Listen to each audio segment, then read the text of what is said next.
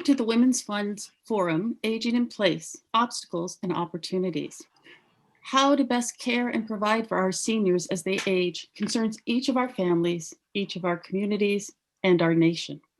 How should communities plan for meeting the needs of seniors? What do all people need to age well?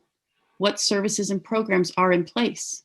How do we assure that seniors can and do access vital services? How do we care for low-income and homeless seniors? What role can public-private partnerships play in innovation? Second Story Associates and Easy Lift Transportation each received grants from the Women's Fund in May 2020 to fortify and expand successful programs for seniors.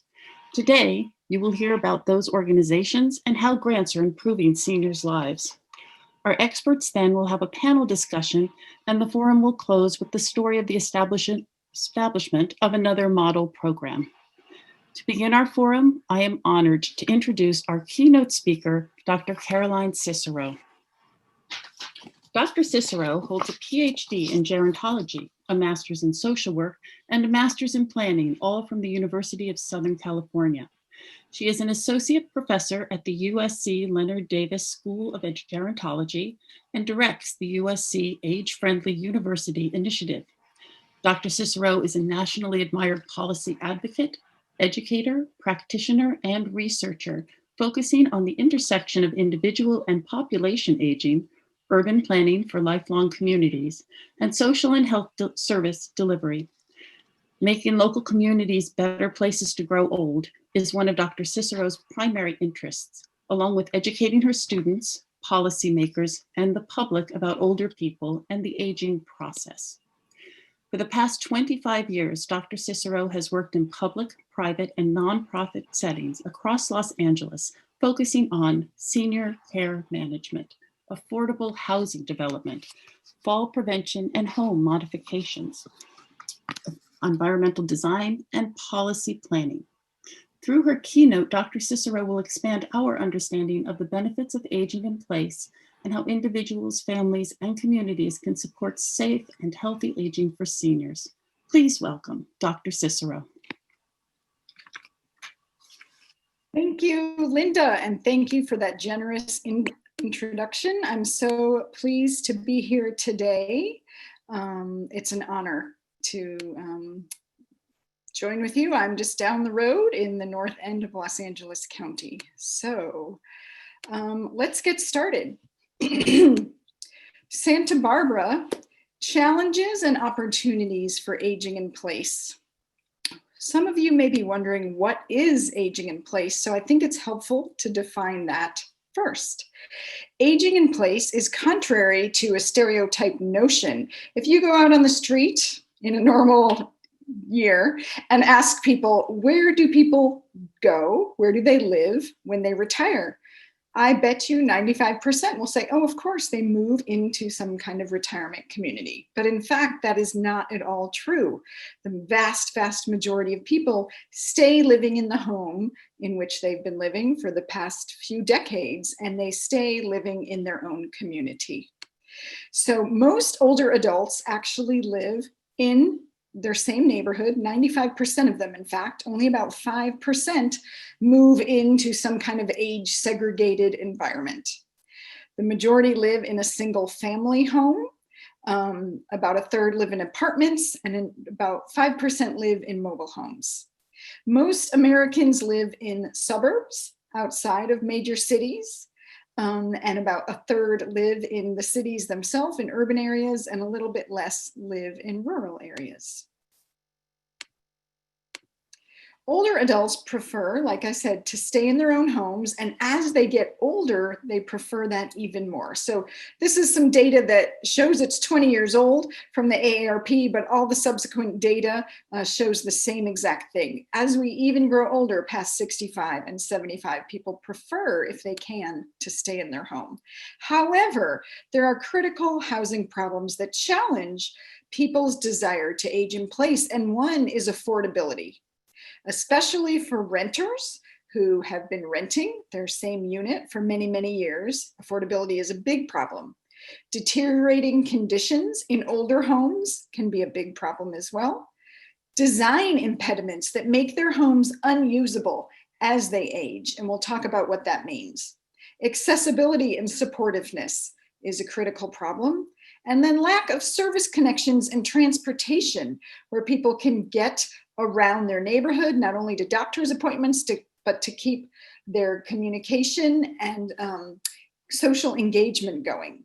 And then furthermore, beyond someone's front steps, many neighborhoods are just not elder friendly at all. There are special groups that require special attention as they age as well. And those are people who are at risk of homelessness.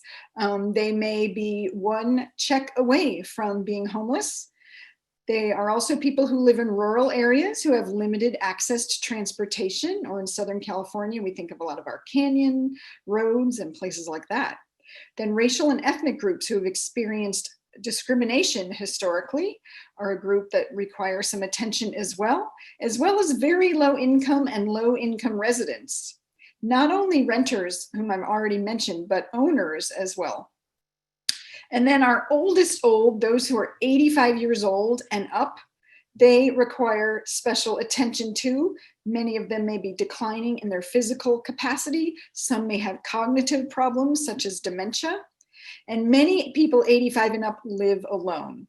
And the majority of those people living alone who are over 85 are women. In fact, 20% of all older Americans are older women who live alone. Frail older adults who have functional limitations are in this group as well. And we'll talk about that, what that means. You may have arthritis or diabetes or glaucoma. Those are chronic conditions, but the actual limitations that you have in physical functioning are how we like to measure your ability to age in place. So a question I always ask my students is, aging in place ideal or is it idealized, right? We say we want to live in our own home.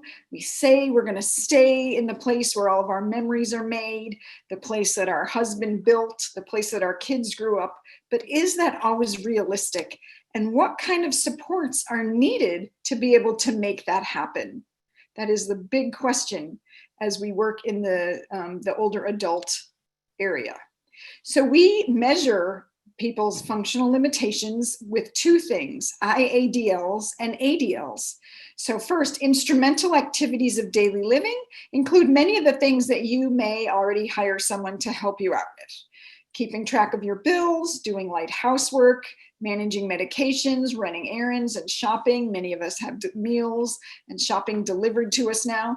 And then using the telephone, internet, smartphone. Those are instrumental activities of daily living, as opposed to personal care activities of daily living, ADLs. Those are eating, bathing, dressing, transferring from a bathroom to the bed, from a bed to a chair, and walking. 43% of people older than 85 need help with ADLs, and that is how we measure someone's level of care needed and whether they can age in place safely. So just to keep in mind, a nursing home is something you might need if you need help with those personal care issues, those ADLs, right? And then an assisted living is somewhere you might move if you need help with those instrumental activities of daily living. But surely if you need help with cleaning your house or shopping, that does not mean you need nursing care. However, even though those places exist to support people, most care occurs in the privacy of one's own home. And that's where we can look at the services needed to help make that happen. So again, think about your chronic conditions or the chronic conditions of your parents or grandparents or friends. And then what kind of functional limitations do those cause? What kind of impacts on their activities of daily living are related to those? And so then therefore, what kind of housing, medical, or social needs might we look at? We call all these things long-term care. And another way to look at it is called ongoing living assistance. Ongoing living assistance. Also, to make all these things happen, you need transportation, right? You need to be able to go to the doctor and do other things like maintain your relationships with others. Of course, now most of us are at home, as we know. So in the city of Santa Barbara, you have a general plan and a housing element. Both the city and the county have these things, and your homework is to go online and check out the city and county of Santa Barbara's general plan and specifically their housing element. Housing elements have to be updated every few years.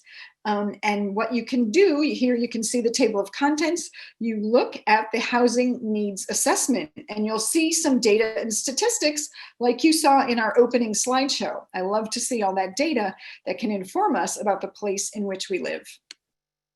So just a few more stats about the county.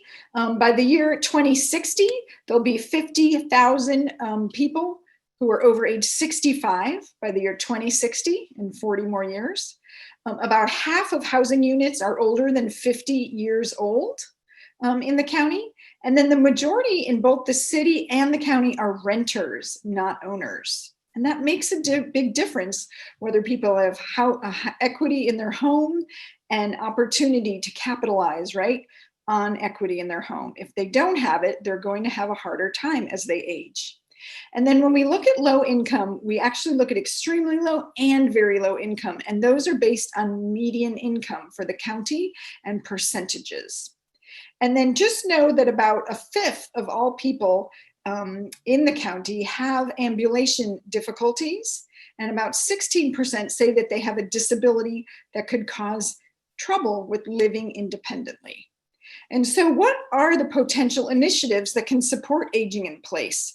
There's actually, I like to look at them as both policy options and then grassroots or non-governmental options. One thing you can look into is the AARP Livable Communities Initiative.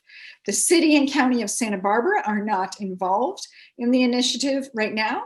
So another point of homework would be to go online and check out the AARP Livable Communities Initiative and then contact your county supervisors and your city council members about it.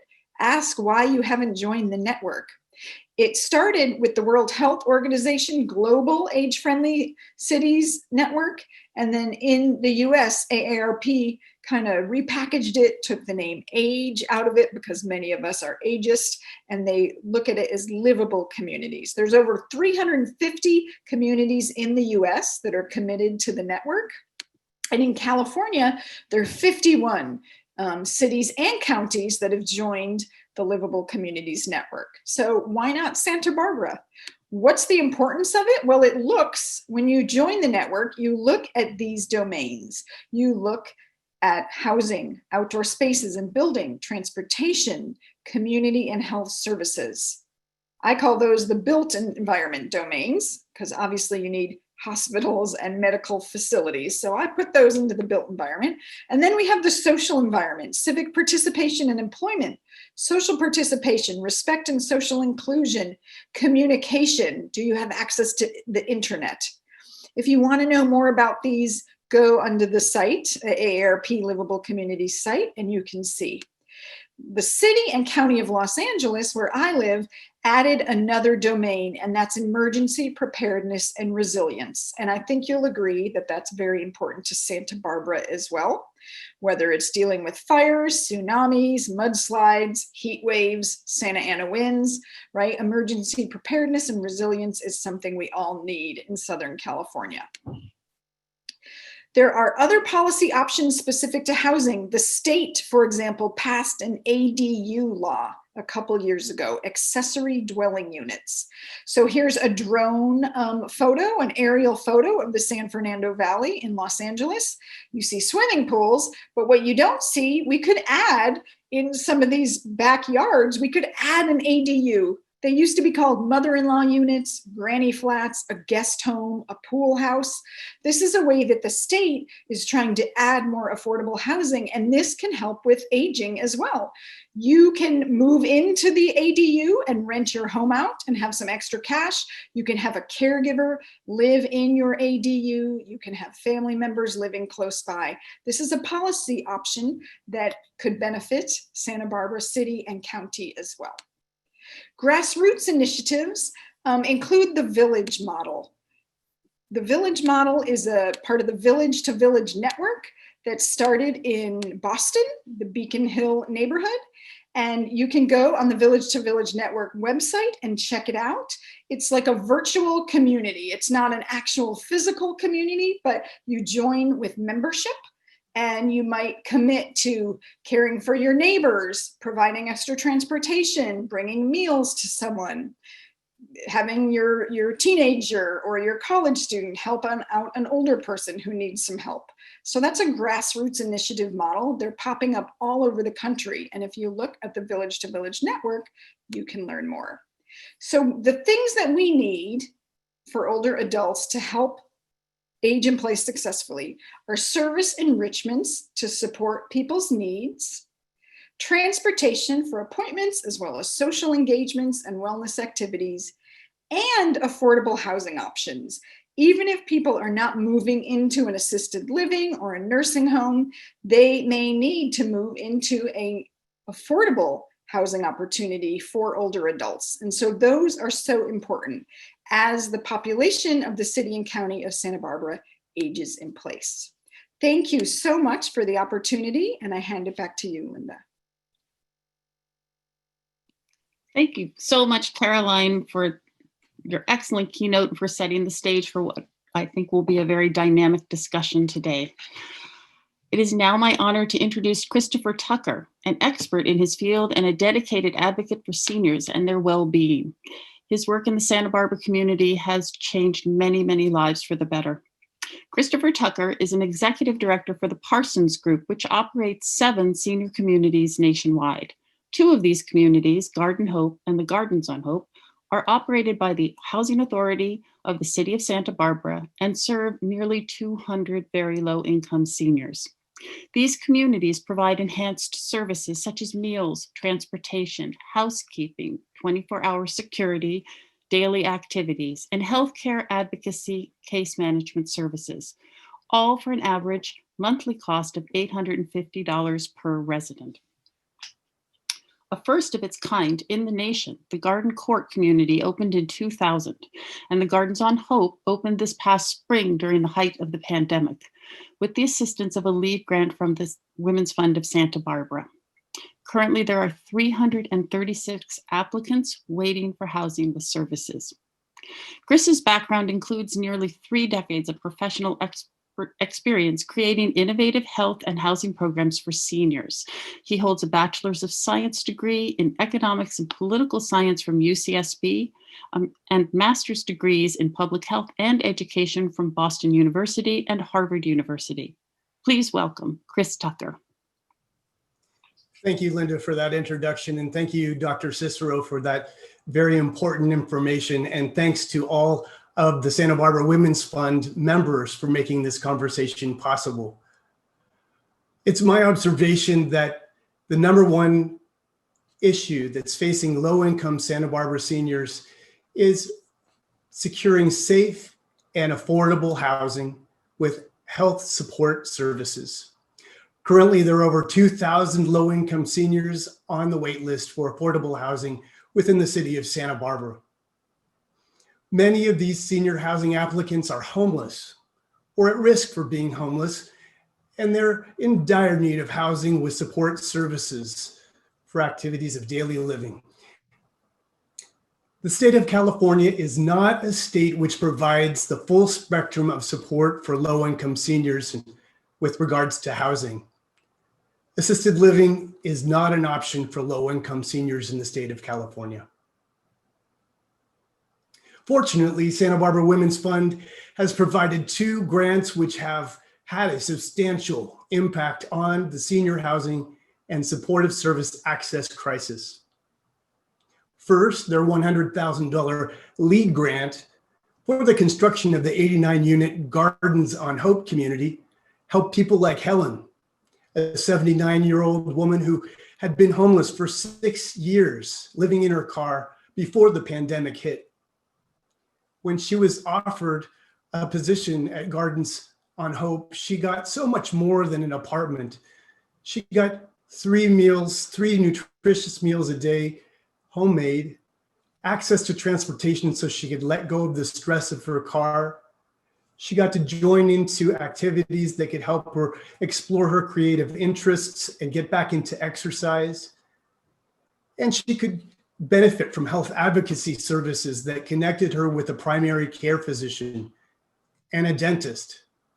So with these deferred health maintenance concerns taken care of, she was able to begin making new friendships and extending her family circle and her support network so she could blossom in her next chapter of life. With this, the Santa Barbara Women's Fund grant, the number of the low-income housing units with supportive services in the city of Santa Barbara have almost doubled. The Santa Barbara Fund has also provided a grant for Second Story Associates to improve access to support services to low-income seniors, such as in-home nursing visits, private counseling services for mental health challenges, and one-time personal grants for up to $600. There are several challenges that face seniors that want to access services.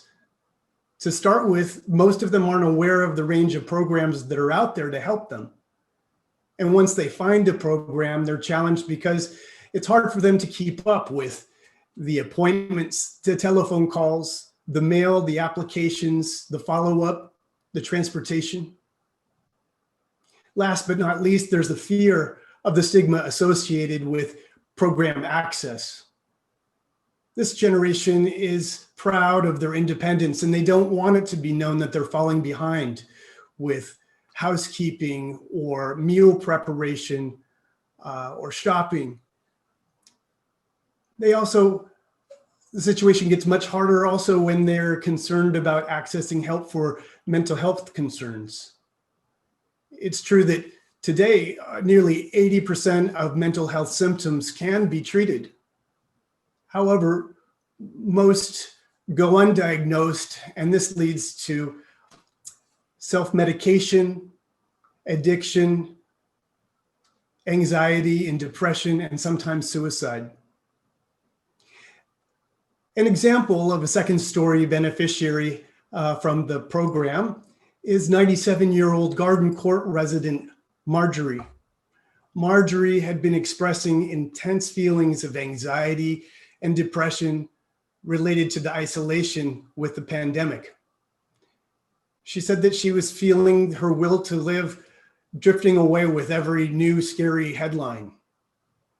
Fortunately, because of this program, she was able to access several sessions of counseling, and she was able to reframe her position, her perspective, and join her plan to write an autobiography and channel her anxiety into a creative expression.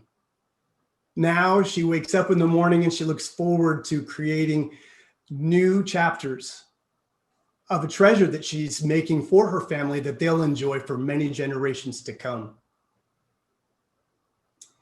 These Santa Barbara Women's Fund grants have created a foundation of trust building, which is essential to overcoming the stigma of accessing healthcare services, so that low-income seniors are able to live longer, more independent lives. The residents of Gardens on Hope and Garden Court and the clients of the Second Story Associates all give their many thanks to the members of the Santa Barbara Women's Fund for their leadership and vision for these grants. Thank you. Back to you, Linda. Thank you so much for giving us a much deeper understanding of the challenges facing low-income seniors as they age, and how Garden Court and the Gardens on Hope are providing home, security, health and wellness care, and access to services. And now it is an honor to introduce Ernesto Paredes, a remarkable community advocate whose determination, strategic action, and energy assure that community needs, and especially the needs of seniors, are kept top of mind. Ernesto grew up in Santa Barbara, attending local public schools through Santa Barbara City College before transferring to USC, where he earned his BS from the Leonard Davis School of Gerontology. Ernesto's nonprofit career began with the Channel Islands YMCA and with Easy Lift Transportation. In 2001, Ernesto became the executive director for CASA, Court-Appointed Special Advocates. In 2005, Easy Lift recruited Ernesto back to be their executive director. In 2017, Easy Lift Transportation won the prestigious Specialized Transit Award for California. Ernesto volunteers with countless organizations in roles from board member to presenter to executive consultant. Currently, he serves on the Cottage Health Board of Directors and on the Santa Barbara Foundation's Board of Trustees. Recognitions Ernesto has received include the National Court TV Everyday Hero Award, Santa Barbara Independence Local Hero Award, San Marcos High School Foundation's Community Leader, and in 2017, Ernesto was named Man of the Year by the Santa Barbara Foundation. An avid triathlete, having completed the Ironman World Championships in Hawaii, Ernesto is currently training for his 9th Ironman triathlon. Please welcome Ernesto Paredes.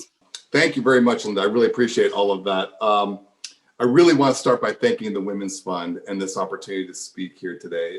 It's an absolute pleasure and privilege to be on a panel with Dr. Cicero, a professor at my alma mater, especially at the School of Gerontology, which is exciting. I love that school. I love my experience there. And with my colleague, Chris Tucker. You know, we don't get to see each other as often as we used to in the past, but hopefully next year we'll be able to see each other out in the community a little bit more. And also the distinguished Rona Barrett. I'm looking forward to her words also. I'm the executive director of Easy Lift Transportation. It's been, in next month, in January, it will be 30 years that I got hired on at Easy Lift. So it's been fun to see the development of this community. And that was right after the passage of the Americans with Disabilities Act. So that was a really big game changer for this, not only for the civil rights of individuals, but for the development of our communities. With that, I got to be on the ground floor of how transportation was going to be offered to frail seniors and people with disabilities. So kind of a lot of things that Dr. Cicero was mentioning. In order to have a healthy community, you have to be able to have access, equal access. And that's what we do. And we've been doing that for about 41 years now. Easy Lift has been around and we've earned fantastic community support. It hasn't always been easy. Transportation isn't the sexiest thing. When I got hired on, if you'd have told me I'd still be with Easy Lift, I thought there's no way. There's not enough oil changes or tires that would keep me in an organization like this. But it's the stories. It's the stories and the families and the impact we have on the individuals that has kept me here. And there's a lot of great support of organizations, not only for Easy Lift, but for my brother and sister organizations out there. And there's lots of wonderful foundations.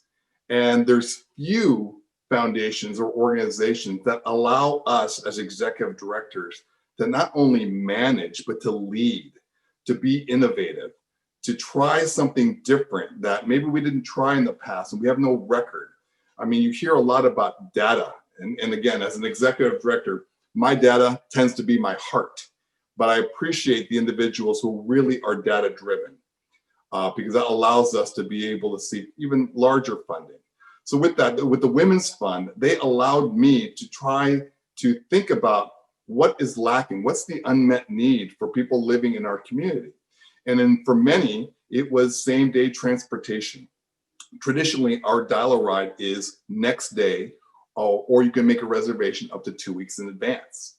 But I was getting phone calls from different people, and there's one call that came to me, and it was a woman, and she called me really frantically and was telling me about her husband, who his doctor had just called him and had an opportunity for him to come and do an EKG test right, about an hour or two after from that phone call.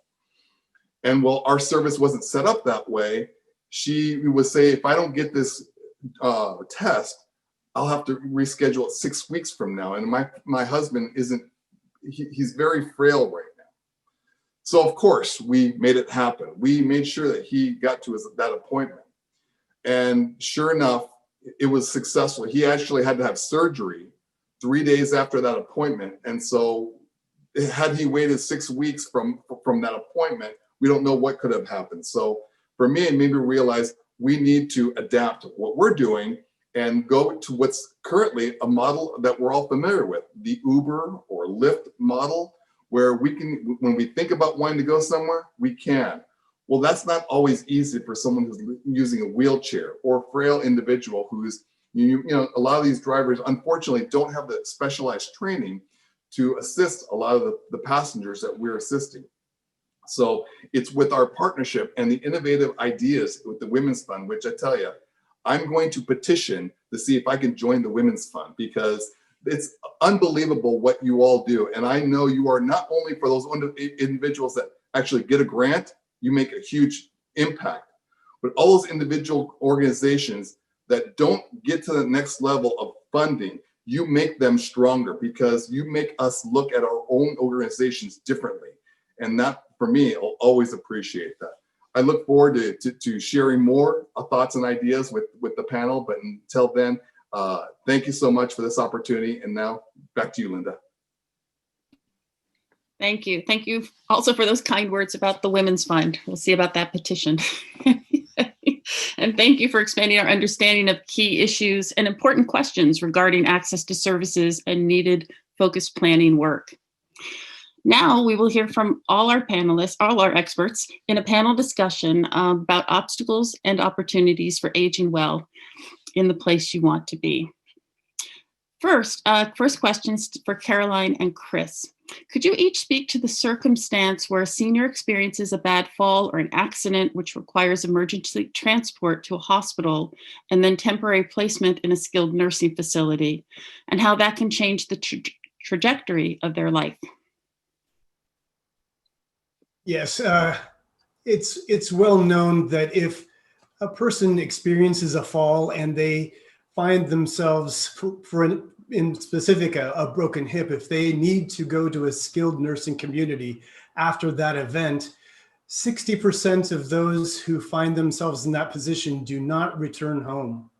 And sometimes these falls could have been prevented. And there are fall prevention classes that are very effective.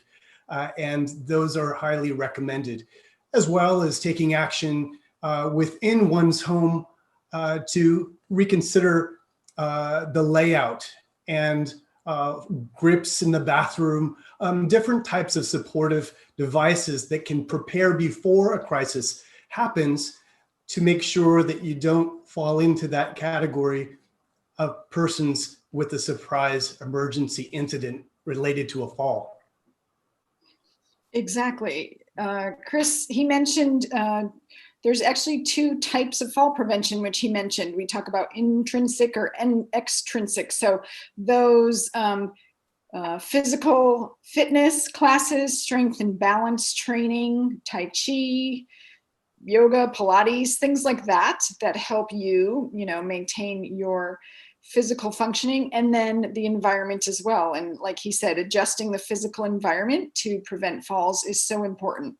And I wrote my whole dissertation about falls. So if anyone wants lots of information, you can email me. You can also look at stopfalls.org, which is the USC Fall Prevention Center of Excellence. And many people, as he said, do break a hip and end up in a nursing home. And a fair number of them don't ever return to their own home. And even though Ernesto said transportation wasn't sexy, falls are really not exciting. People don't want to talk about them, but we all fall. All of us of all ages, and it's a public health problem that we need to address. So thanks, Linda. Thank you. Ernesto and Chris, what do you each see as the key services and supports that seniors need as they age? Go ahead, Chris.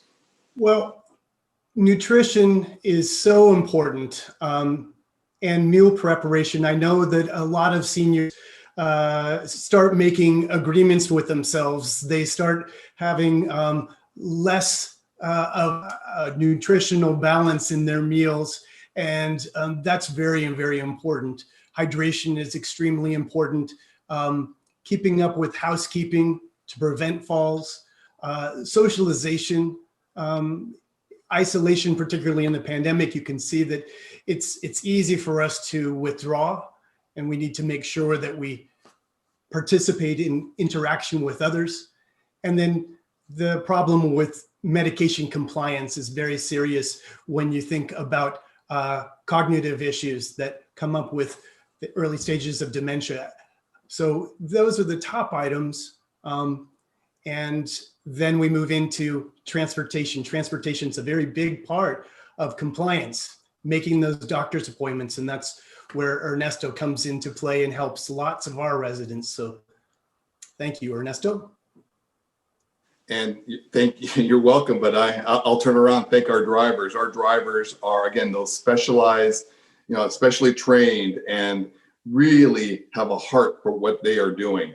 And that they quite honestly make me and the organization look great, but I'll turn around and always give them the unbelievable credit. Our reservationists, in many instances, are the one and only contact a lot of times on the phone. And they start to develop a rapport, and we have to train our reservationists to how to get off the phone, because some of them just want to continue talking about and telling stories, and it's great.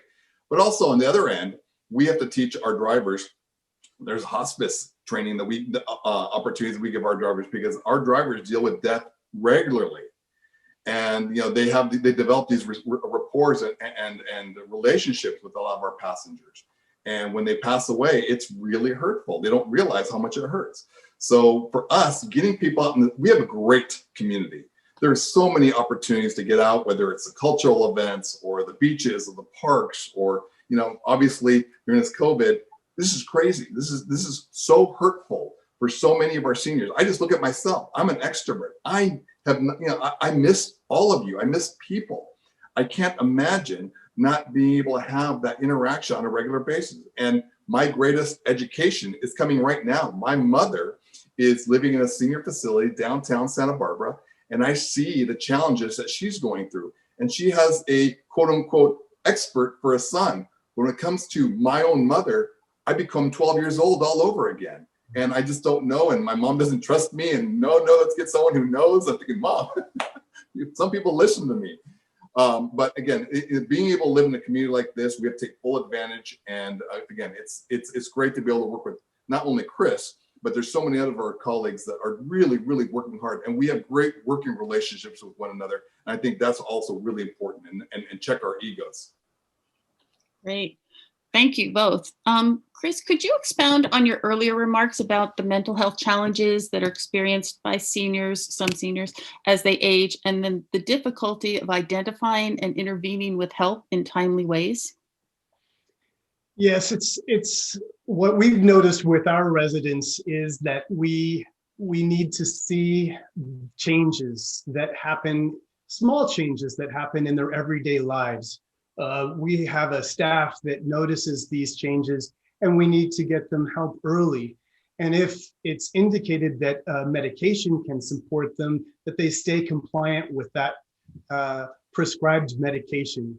Both of our communities can support individuals with memory challenges in many ways. And it's that group, it's that village that comes together. Our housekeepers are truly part of the care support because they notice those small differences. Our food preparation staff, our dining services will notice if someone's missed a meal.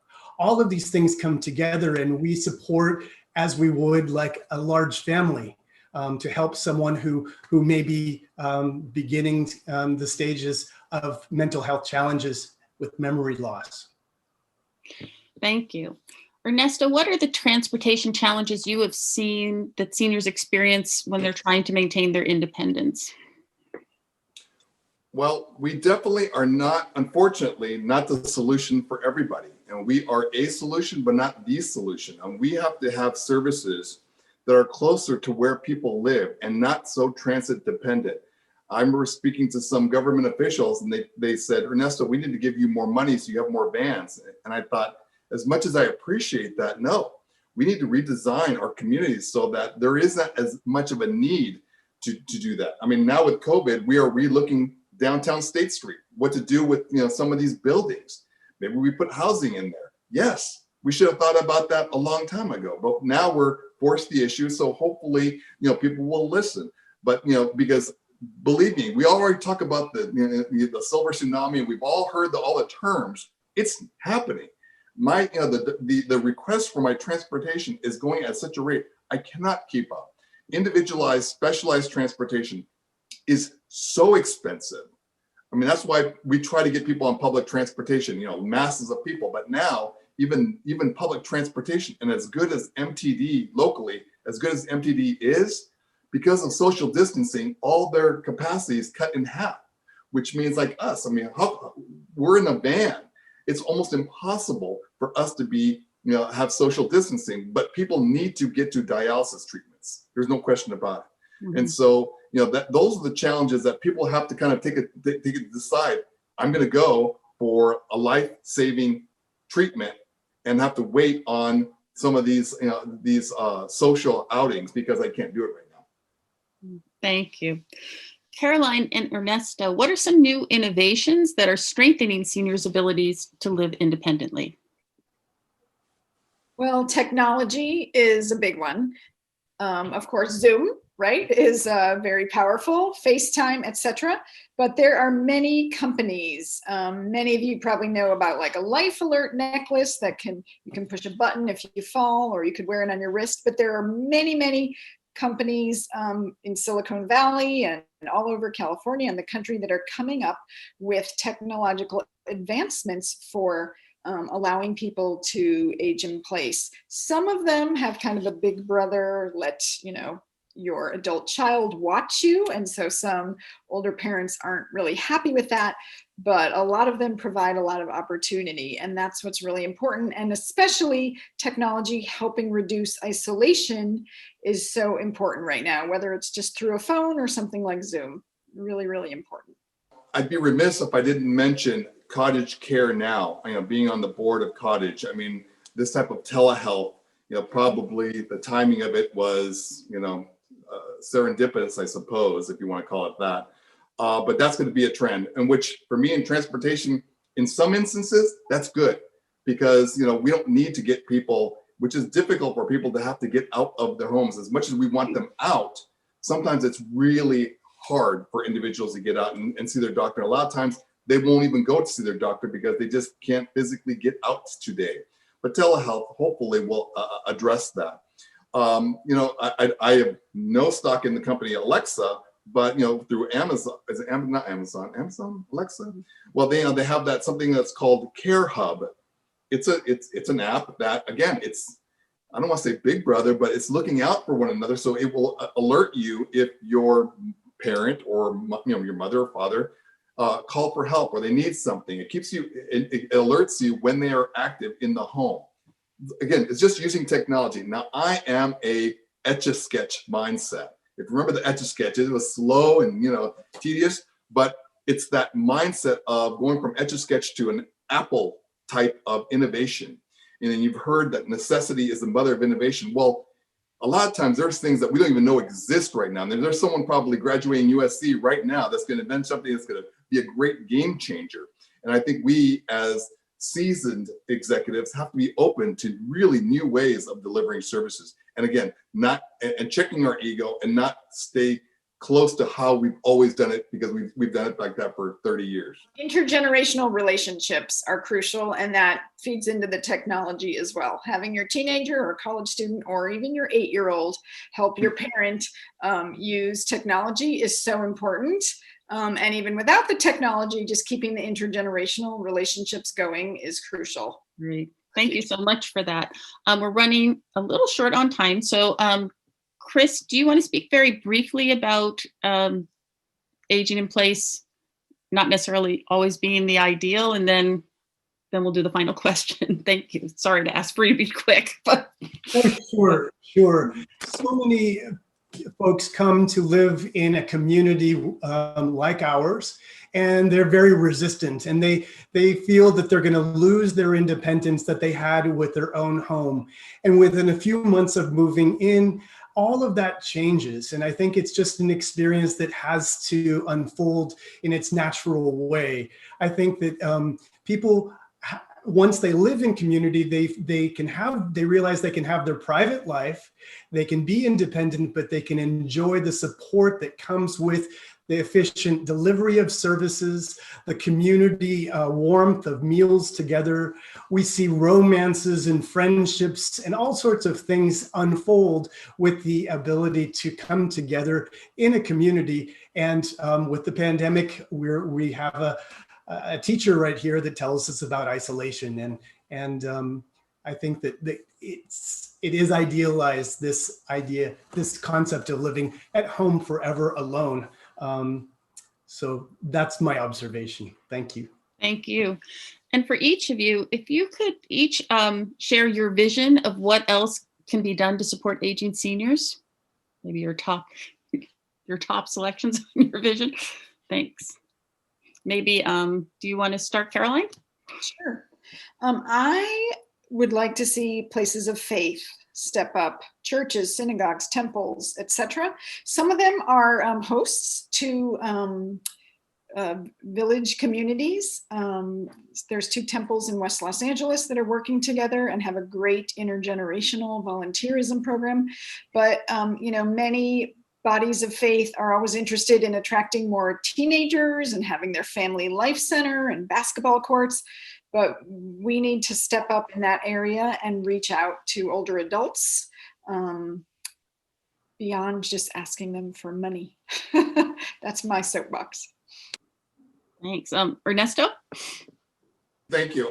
Briefly, just, I wish families get a little bit more involved with their, loved ones, with their aging parents. This is the time for them to step up. Your parents, hopefully, minded the store for a very long time, and it's our turn. And it's, so there are some people who bought their homes back in the 60s or 70s. There are opportunities for, through home equity or reverse mortgage. Now, that's not my line of work at all. I would just suggest, talking to friends, talking to a trusted colleague or a certified financial planner or an attorney. How can my living, with my home and my assets help me for my future? Thanks. Chris? Legislation is necessary to provide assisted living community support for all Californians, regardless of their income. That's essential. And a statewide master plan needs to be set in motion to build more affordable housing with support services like Gardens on Hope and Garden Court to meet the coming need. Very, very, very important. Great. Thank you. Well, thank you, all 3 of you, so much for being part of this and helping with the planning and just sharing your expertise and all of your experience. It's just been, it's a great gift. Thank you so much. And we so admire and thank you for your dedication for and your advocacy for seniors. Thank you. Thank you. Well, to close our forum, Rona Barrett will present on the establishment of the Golden Inn and Village and its lessons for serving seniors. Rona Barrett's 3rd chapter has focused on changing the world for aging seniors and honoring and caring for our veterans. During her first career, Rona Barrett broke through several glass ceilings as a journalist and television reporter who covered hard news and created the niche of entertainment reporting. Before Barbara Walters and Oprah, Rona Barrett was interviewing celebrities on TV. In 1994, Rona took on the role of primary caregiver for her beloved father, Harry, during the last years of his life. Seeing the challenges faced by aging seniors, Rona began investigating what was and what was not available to support seniors. It became clear that beginning in 2006, the US would be experiencing a silver tsunami as baby boomers became seniors, and that the US was not prepared to adequately care for such a large aging population. In 2000, Rona Barrett established the Rona Barrett Foundation, dedicated to providing care services and housing solutions for in-need and vulnerable senior citizens. In October 2016, the foundation opened phase 1 of the Golden Inn and Village, an innovative model for providing affordable, permanent homes where low-income seniors can spend their retirement years and the end of their days in a safe, secure, supportive, and multi-generational community. There are 60 independent living units and 27 affordable rental apartments for employees and their families. Phase 2, Harry's House, will offer studio apartments beginning in 2021, and a future phase will build assisted living and memory care units. Please welcome Rona Barrett. First of all, I'd like to thank everyone here today watching this program. It is called the Women's Fund, so I'm thrilled to be a part of the women's world in which we are finally coming into our own, and people are recognizing that we are not people who always say, oh, yes, ma'am, yes, sir, yes, no. We're the bosses now. We're getting there. Many more bosses are needed. What I need and what I want to talk to you about is that for years and years, seniors have been primarily forgotten throughout this country. In the very beginning of time, there were families, and the families took care of their loved ones. And now, because so many people were looking for a new way of life, the seniors sort of got shoved under the carpet. They don't have as many lobbyists at all fighting for them in Washington, D.C. And I decided when my dad came to me, he was still in somewhat good health, but one day I came home to have lunch with him, and I said, "Hi, Dad, how are you?" And he looked at me and he said, "Who are you?" I said, "Who am I? Daddy, I'm Rona." "I don't know any Ronas. Get out of my house, get out of my house, just go away, go away." I cannot begin to tell you what that feeling was like. It still comes to me, and as I just said it to you, it's a very difficult time to suddenly come to the realization that you are now the parent of your parent. So how could I make my father's life better? What if at the time now I didn't have a dime to my name?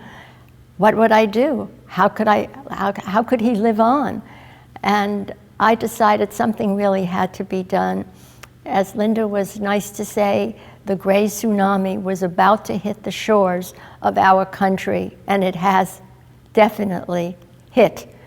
And so as a lot of baby boomers suddenly found themselves having to take care of their parents or friends or relatives or neighbors, there was a greater need to provide them with information and with even money to make sure that they would have a decent life to live, one with dignity.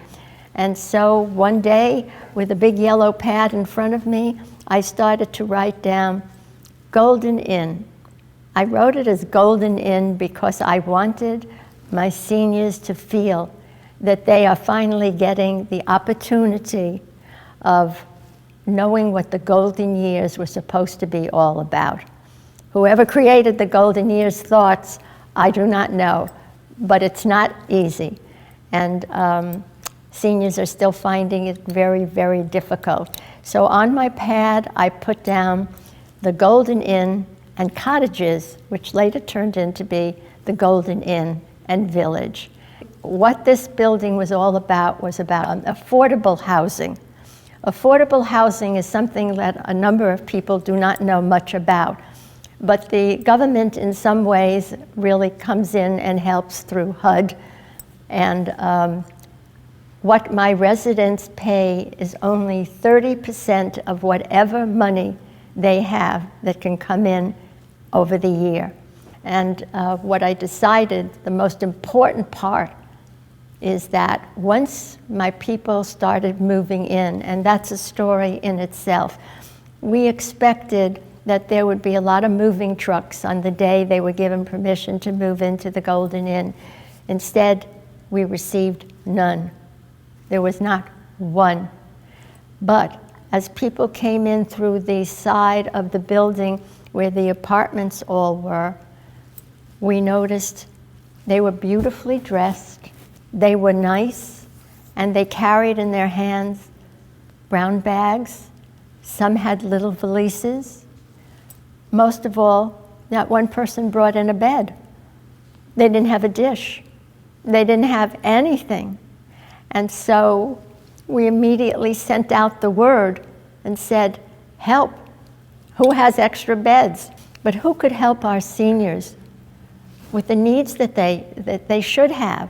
And to my wonderful surprise, despite the many people for 12 years said to me, oh, that's a nice idea, Rona, doing something for seniors. And behind my back, they would say, oh, she'll never get it done. She'll never do it. She won't. It was not a lot of encouragement, except when the baby boomers suddenly started to realize that they now were in the position of having to be the caregiver. So we got the beds. We managed to start furnishing every single apartment for someone who did not come in with an extra chair. And a lot of people brought some dishes, but they didn't need the dishes, so they were able to give them out to other people.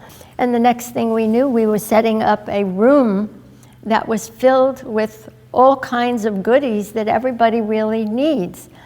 The one thing that we were not able to do was to provide them with meals. They would have to cook their own meals. And one day I walked into the Golden Inn after we had everybody inside, and there were two women standing in the lobby, and they said to me, oh, Miss Rona, can you help us?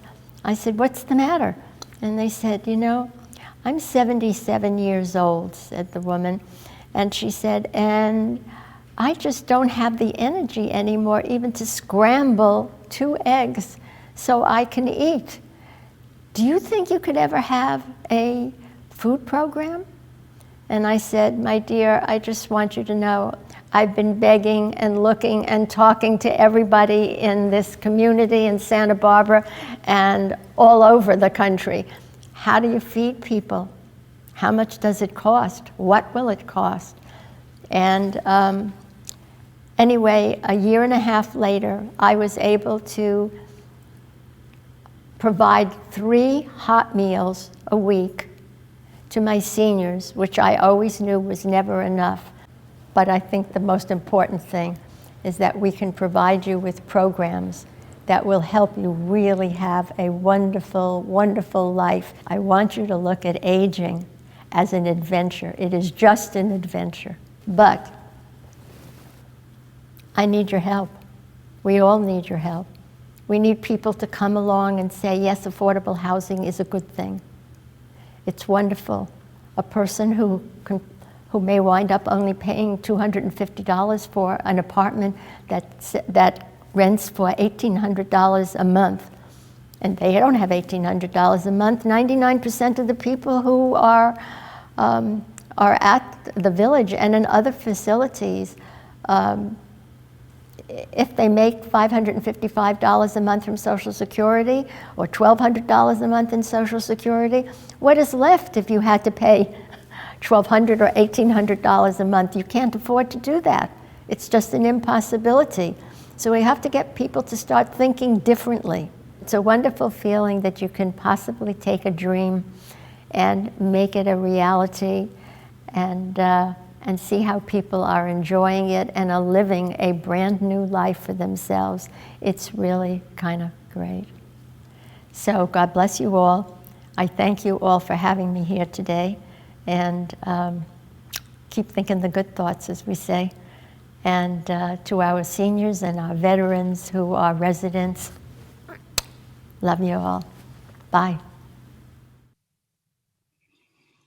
Thank you for attending today to learn more about what aging seniors are experiencing and to understand what seniors need to age in healthy and safe ways, and to recognize the need for expanded attention and community strategic planning. Our deepest gratitude to Dr. Caroline Cicero, Chris Tucker, Ernesto Paredes, and Rona Barrett for their guidance and their inspired work for seniors. Their contact information was just listed on the screen.